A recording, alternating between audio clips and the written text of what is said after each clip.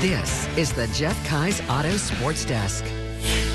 Welcome back and welcome in. I'm Zach Grady and this is the Sports Desk. After finishing second in the 1500 meters at this year's U.S. Olympic Trial Finals, former Bearcat All-American Emily Mackay is on her way to Paris. On Monday, her Binghamton cross-country coach returned to the Southern Tier, though, after spending the week with Mackay at the trials.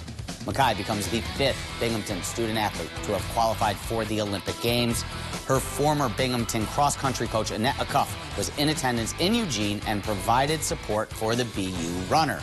Acuff coached Emily during her time at Binghamton, helping her earn 4 All-American honors and the Bearcats' first ever accolade in cross-country.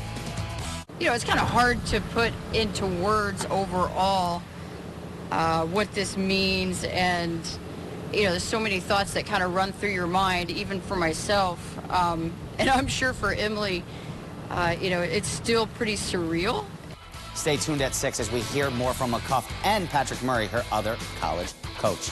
The final round of the New York State Boys and Girls 18 Under Junior Amateur Golf Championships taking place today at the links at Hiawatha. 151 junior golfers playing through 54 holes with 2 locals trying to climb up the leaderboard.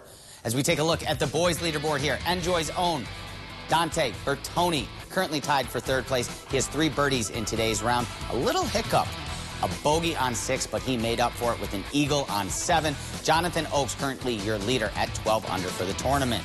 And for the girls, Delaney Abel out of Corning Country Club tied for 7th. 2 over. 2 bogeys, 2 birdies on the day, but she does have a double bogey through 15. Sophia Lee and Jordan Levitt tied in the lead through 12.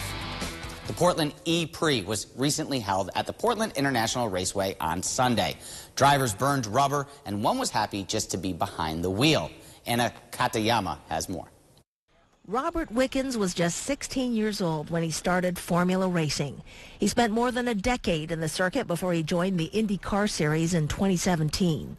Unfortunately, though, his career was cut short after a crash in 2018. Frankly, fought for my life in the early phases. There's not just paralysis, but several broken bones, ribs, arms, legs. I was in a coma for 2 weeks. It was just to come out the other side I was happy with.